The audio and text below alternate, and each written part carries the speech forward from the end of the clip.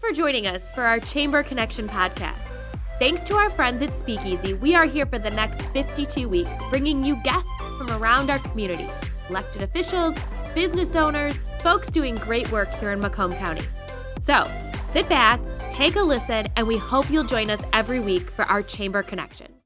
Thanks for tuning in to this edition of the Chamber Connection. My name is Stacey Ziarko. I'm President and CEO of the Sterling Heights Regional Chamber of Commerce, and we're here today for this edition at Speakeasy Podcast Studios in Sterling Heights. And my guest today needs no introduction, but is one of my very dear friends and has been for, most of my adult life, our County Executive of Macomb County, Mark Hackel. Mark, thanks for being here today. Thanks, Stacey. I appreciate you inviting me to your podcast. Absolutely. So obviously this is a new endeavor for the Chamber. We're super excited to be doing this and bringing attention to all things Macomb County. You are the king of that. So, talk a little bit about what has been going on in Macomb County in the last year. I'm going to steal your tagline, and why folks should make Macomb their home. Yeah, no, it's exciting times in Macomb County. I mean, challenges we've just got through, we're getting through that, moving on. But, right.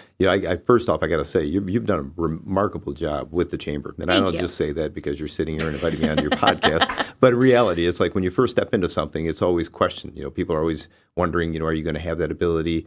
People wonder, how you got it. And is there, there's a lot of things come into that. And you just got to, make your own way. And I think you've done a remarkable job of doing that and getting the business to understand the importance they play, their role in the community. Thank you. I appreciate that. And again, it's not just Sterling. There's a lot of representation you have throughout the entire county. And so with that, I'm excited. Kid born and raised here. It's one of those things where Me too. I know. I've known this. I've known the various towns here in Macomb County since I was just a little boy or born here. And so with that, we're very fortunate. And that's the whole idea behind that tagline. By the way, people sometimes wonder where that came from.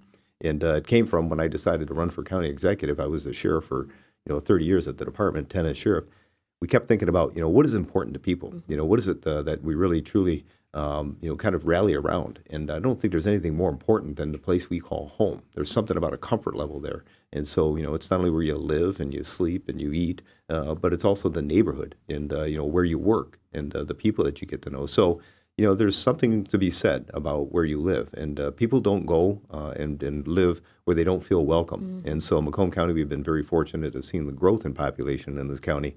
I think it's attributed to the fact that people do feel welcome here. And so with that being said, we always try to get people to realize, make Macomb your home isn't just a slogan, it's a feeling. And I think people have kind of rallied around it, and I know the Chambers have been very supportive of that as well. Well, and people are really proud of where they call home, right? And I think that's what has helped Macomb County grow is this pride factor that we have in where we live.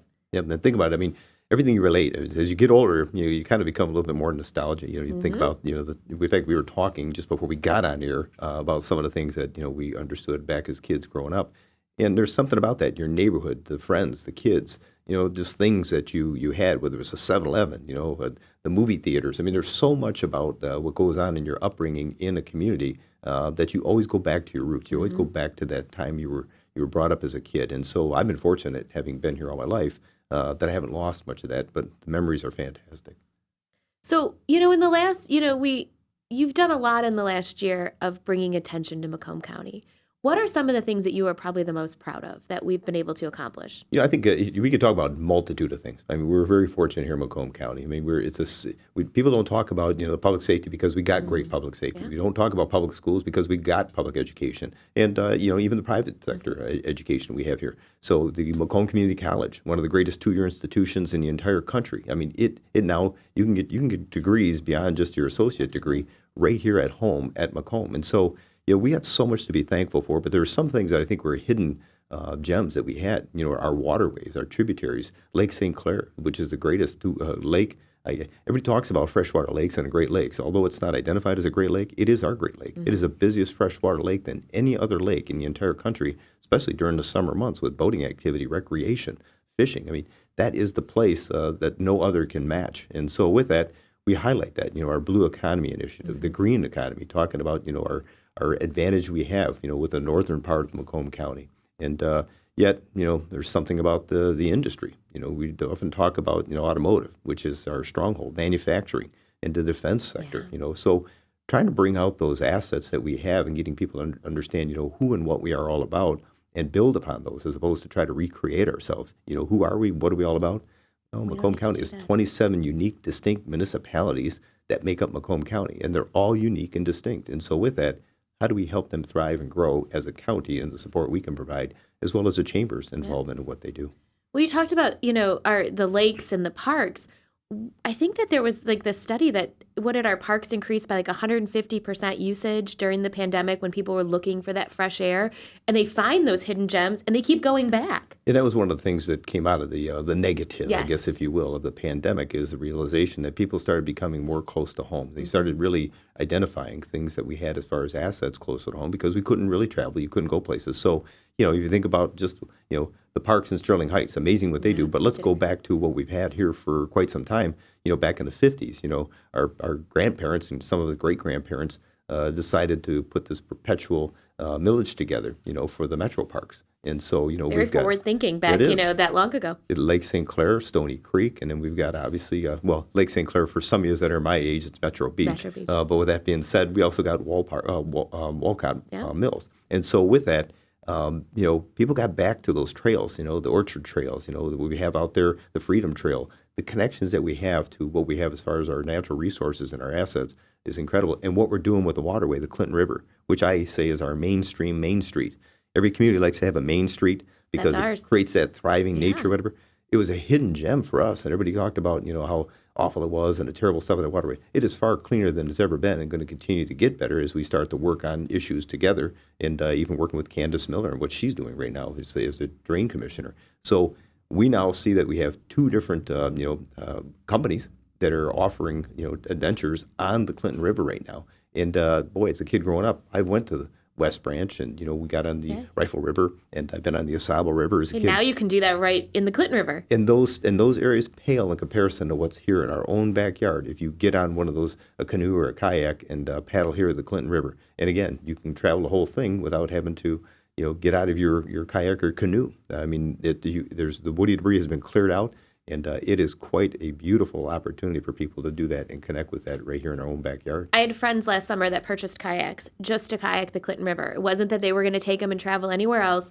They live in Sterling Heights, and they felt this is right here. We can go and take our kayak out every weekend if we wanted to. And so that was their goal last summer. They kayaked all up and down the river. And again, I've been on it many a time, and I get excited.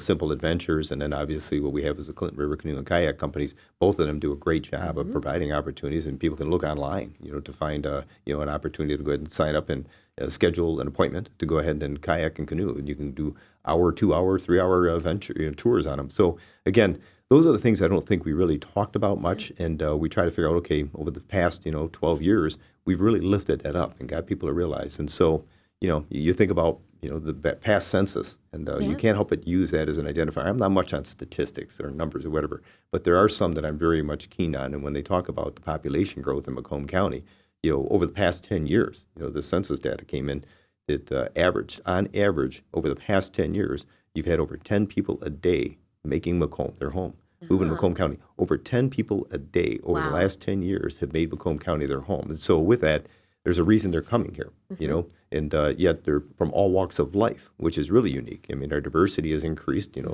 immensely, as well as 1 in 9 people living in this county now are foreign born. So what does that tell you? It tells a story. It basically is kind of an indication that people go where they feel welcome, and there's something to, there's an advantage here of wanting to raise a family or bring your business to Macomb County. Well, you talk about 10 people a day moving to Macomb County. And I think some of that talks to what we have here. We can talk about waterways, the great businesses, but there's a culture in Macomb County that people want to be a part of. And I think what you and your team have been able to provide over the last couple of years is accessibility to that culture, whether it's, you've got the downtown, we've got some established downtowns that are really starting to thrive, whether you look at Mount Clemens, downtown Utica, Richmond, by businesses coming in.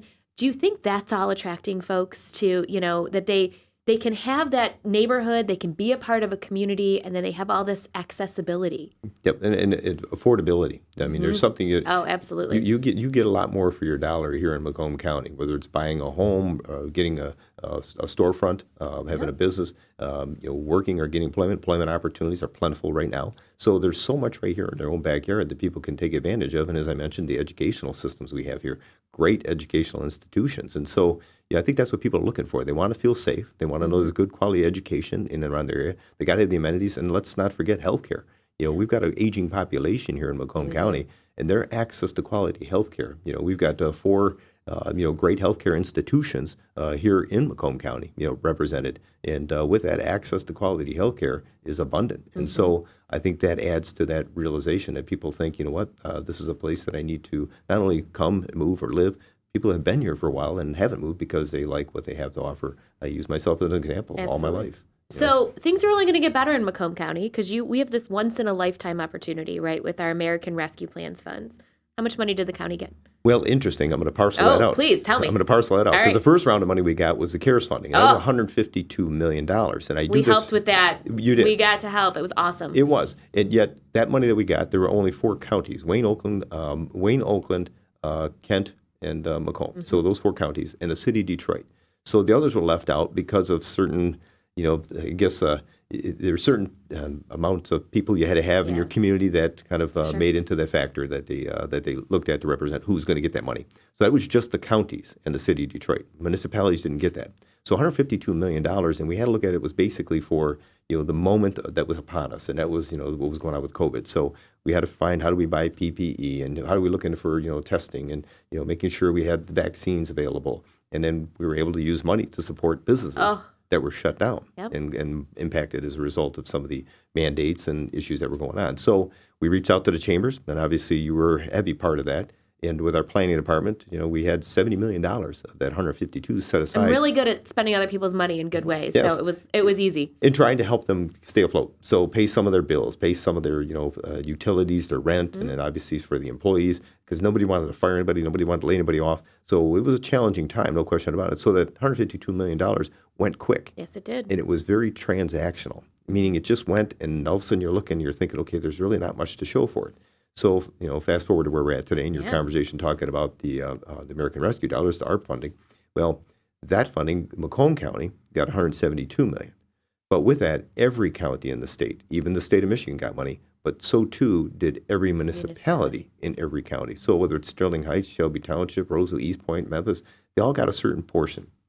And so with that, we tend to look at, okay, what are those municipalities going to be doing? Well, they're going to be talking amongst themselves as how they're going to spend that money, but it has to be something that's transformational rather than transactional.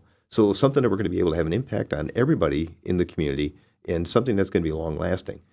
Unfortunately, one of the things that they aren't allowing the money to be used for, which I think it would all go if it was allowable, would be roads and bridges. That's apparently another plan.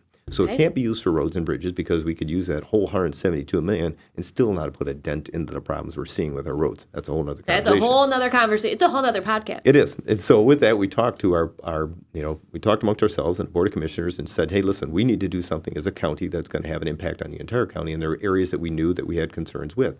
One has always been the jail. We've always talked about the jail, and people get this impression we want to build a new jail or build, a bigger jail. I'm one of those beliefs, build and they will come. We're not trying to build a jail so we can continue to populate the jail. I think there's a better way of handling it. And unfortunately, jails have become a place where people that have mental health and substance abuse issues, that's become the area where people are now, being sent to because we don't know what else to do with them. There's not a lot of other access or Leadership Macomb took me to the jail for the first time a couple months ago, and Sheriff Wickersham, it was an enlightening experience of what they're trying to do in terms of mental health, and even in the juvenile system with mental health as well. And it is a challenge. And again, I've known that place since I was 2 years old. And so watching the building and add additions to that facility, there are sections of that jail that were built in the 1950s, and that was the D blocks, the 1960s with the maximum security. And then they had the rehab section where we were going to rehabilitate prisoners. It was a good thought at the time in the 1970s, but it really wasn't something that was going to come to fruition because there's no long-term impact you have on dealing with people. So I'm a believer that if there's treatment options available for people that don't need to be incarcerated, in other words, they're not a danger to society. And I want that to get lost in the conversation because some folks think you're being soft on crime. If they need to be incarcerated, we need to have the right types of facilities to handle or manage those people because of the liability issues, as well as trying to figure out, can we do something for them? And so with that mindset, we said, you know what? We're going to be looking at how do we transform the facility, getting rid of the old sections that don't, in fact, we're not even using them. They're empty. They are. And so it's waste of taxpayer money. So maximum security, the D blocks, and that rehab center need to be taken offline. With that, we want to add a facility. And again, it's going to be almost bed neutral, meaning the number of beds, but it's going to right-size the facility for the type of person or the prisoners that we're bringing in. I feel for law enforcement, you come in contact with somebody, you tend to have an idea that there's a mental health substance abuse issue. What do you do with them? You bring them in because they committed a crime. Now the system needs to come together and make a determination. Do they need to be confined? And if not, where can we place them? Are there other placement options? But if we do have to keep them because they're a danger to society, we need the right type of facility to do that. That's what we're going to be spending our money on and not have to go to the taxpayers to raise taxes to put together a millage to pay for that. And so about $100 million of that is going to be taking care of those issues. I'm excited about it because on the heels of that, we just got a settlement for the opioid issue. We stepped up along with the city of Detroit, Mayor Mike Duggan and myself, and used the Bernstein law firm to go ahead and sue the manufacturers and distributors. And the impetus of that was to stop the overprescribing of that medication. They were over manufacturing, but over prescribing. Yeah. And people, just normal people, everyday walk of life, were getting addicted to this stuff, And so everybody thinks it's, the person who's homeless or the person who has, issues in their life. If it's prescribed by a doctor, it's safe, right? Everyone, that's the assumption. And people were getting hooked on it. And so with that, we decided to go ahead and try to figure out how do we stop that. Well, it didn't take but 3-4 months, and all of a sudden you've seen a lot of the hospitals, the doctors, and the manufacturers started realizing, we're getting sued. And so they did stop. So we started seeing that happen. Lo and behold, a couple of years later, next thing you know, there's a settlement to be had in just Macomb County alone. Many municipalities and even the state of Michigan is going to be getting, kind of like we did with the tobacco settlement, quite a substantial amount of money in the settlement. So Macomb County alone, we are going to get, so far, there's more money that's coming from this, but $1.5 million annually for the next 18 years. Oh, wow. That's just Macomb County. Wow. So our Health and Human Services Coordinating Committee is going to be making a determination what's the best utilization based upon the parameters.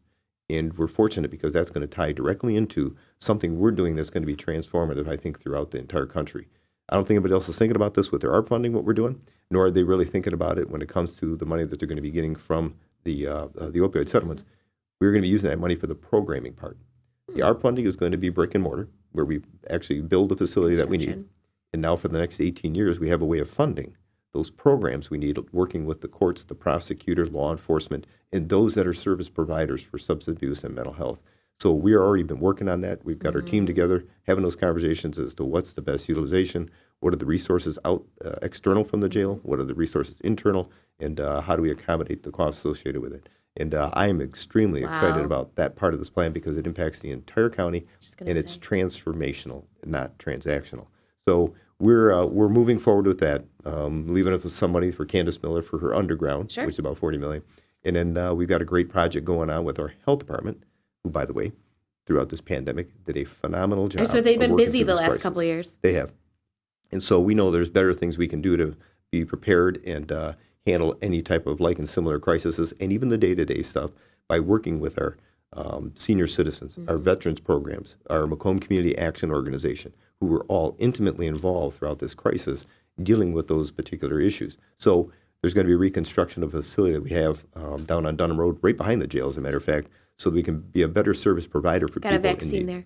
And got my booster there. And they do a great job. They really did. Our biggest challenge at the beginning of this was a lot of people were allowed to get it based upon an order from the state, but yet we weren't getting the vaccine. So the supply and demand issue was off, and that created a little bit of a tension for our health department, which I got to throw in there real quick. Please. Our health department was the only health department in the entire country that got a national accreditation during the pandemic. Well, congratulations. It's a lot of work to get a national accreditation to begin with, but they did it even throughout this pandemic and were successful in getting that recognition. So, credit to Andrew Cox and his team, Bill Rodella, former director of our health department. But again, we had some great support from every community within Macomb County throughout that pandemic to try to figure out how do we deal with our veterans, our seniors, people that are in need of support because they're having some challenges in life, but also making sure we're connected with our schools and our healthcare providers in doing the right things for the people based upon the information we're getting, whether it's nationally, locally, and or even sometimes from the media. It was a challenge. I mean, it was unique. Sure. But that money is going to go a long way because that, once again, will be a transformational facility to help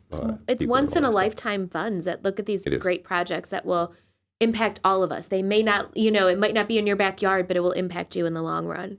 And it will. And I think one of the things, and I might be wrong in saying it's unique to Macomb County, is your Veterans Department and the work that you do with the veterans in Macomb County. We have a Veterans Court, if I'm not mistaken. Talk a little bit about why that's such a priority for Macomb County. Yeah, there's a Veterans Village. It is coming up again, but again, it's a renewal. And with that, Macomb County has supported that. And we have over 47,000 veterans living in Macomb County right here, right now. And MacombVets.com is where people can go. If you are a veteran or you know someone who is a veteran, there are unbelievable services that are available that you may not even know about. So please connect a veteran to MacombVets.com. And again, Laura Rios and her team, our board for the veterans, do an unbelievable job. So much so that they were recognized as the #1 veteran-friendly county of the year this past year. Wow, so that's saying something. It is. So credit to Laura and the work that she does. And if you think about what we have as far as our defense assets, we've been for years, and we don't even recognize this or think this. I was a kid who was born, when I was first born, it was in Kramer Homes. Okay. And that's that co-op over there on 10 Mile and Van Dyke, kind of in Centerline.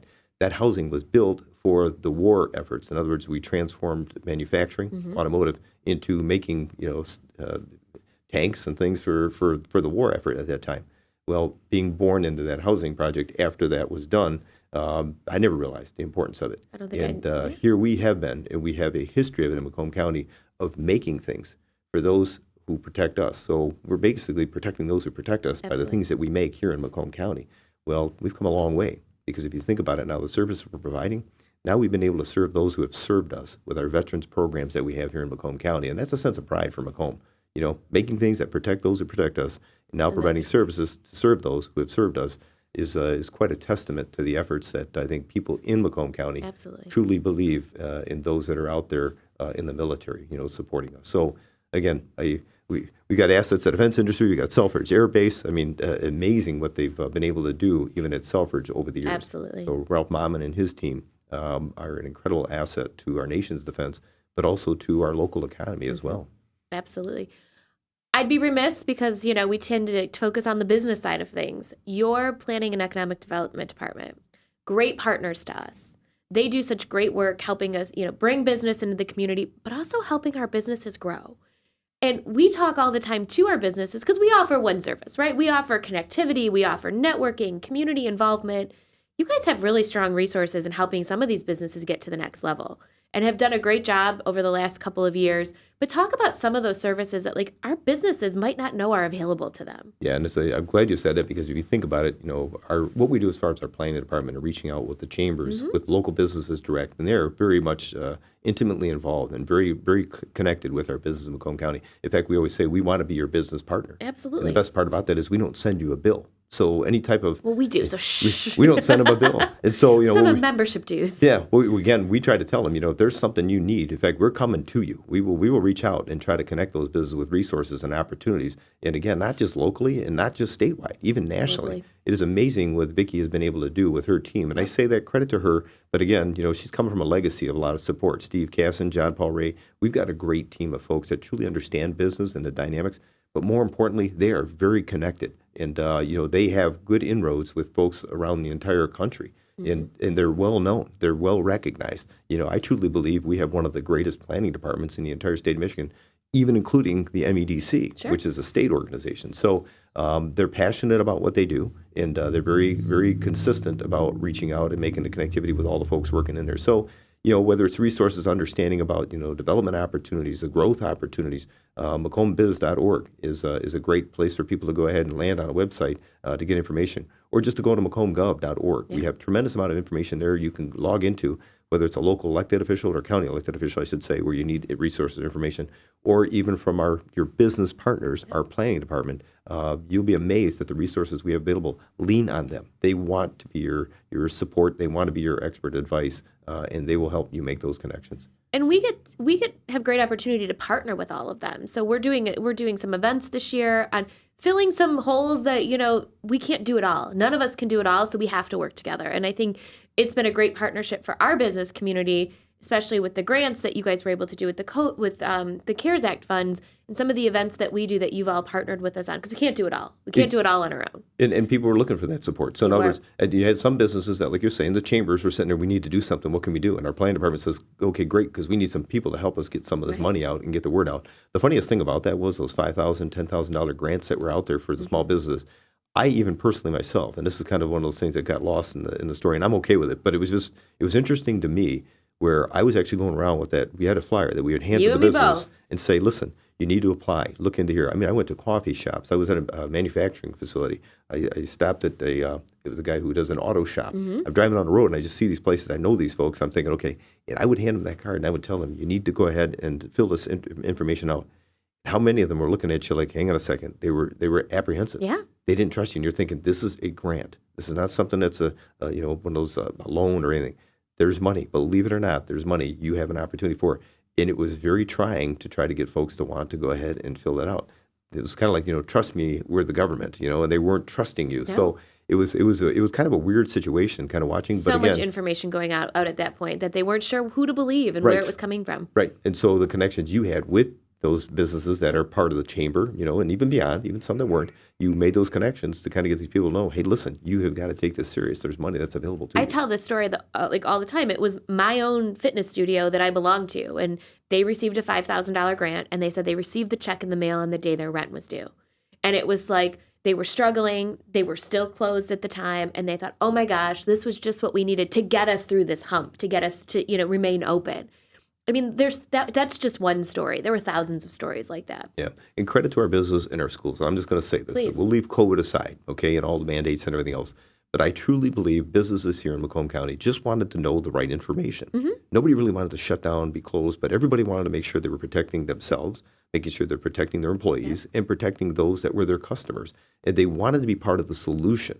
But the most difficult thing was getting information, and information they could trust, so they can help make the right decision. So shutting things down and still being confused as to when can we open, what is it going to take, what are the criteria, was an unbelievable challenge during this entire pandemic. And credit to our business here in Macomb County, because all of them reached out and realized, okay, the county, along with various local municipalities, aren't trying to be punitive. There wasn't one citation issued from our health department to anyone for anything, for not wearing a mask, for being open or whatever, because we realized, okay, we're going to partner with them to try to figure out how to get them to understand how to keep themselves and their families safe, as well as their employees. So our school districts, relying on them to help with that information, making decisions at the localist of levels, with their school boards was important. It was important to them to make those decisions. There wasn't one district in Macomb County that said, hey, no, we don't want to make our own decision. We want you to make that decision for us. They realized, when you think about a representative democracy, we got elected to be a school board. All you got to do is give us information. We'll work with our parents and our schools to figure out how do we keep our kids safe, allow us to make those decisions. And we allowed them to do that. So credit to Mike DeVault and the ISD, as well as every one of the superintendents, Todd Robinson from Romeo, who happens to be the, president of the Superintendents Association. Okay. We were on that phone and on Zoom meetings with them throughout this entire 2 years, at least 2 times, if not 3 times a week, throughout this entire pandemic and crisis. And I don't know that any other county can say that they did that throughout this crisis. It was amazing the work we were able to do and connect with our schools throughout that challenge. Well, and I think it all goes back to something you talked about when we started. You were born here, you're raised here. I was born here, I was raised here. I like to call myself, I'm the cheerleader for my hometown. That's what I get to do.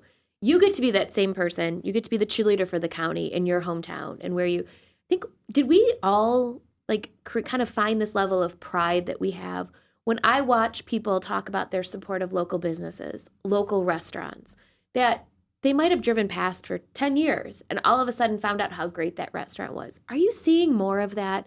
This pride factor of where we live, and obviously with 1 in 10 more people coming a day, we're bringing people with us. Are you seeing that on the big level too in the county? It's funny you say that. I often use that term when somebody says pride, or they love something, or they really, they have, an intense feeling of something, and they can't quite define it.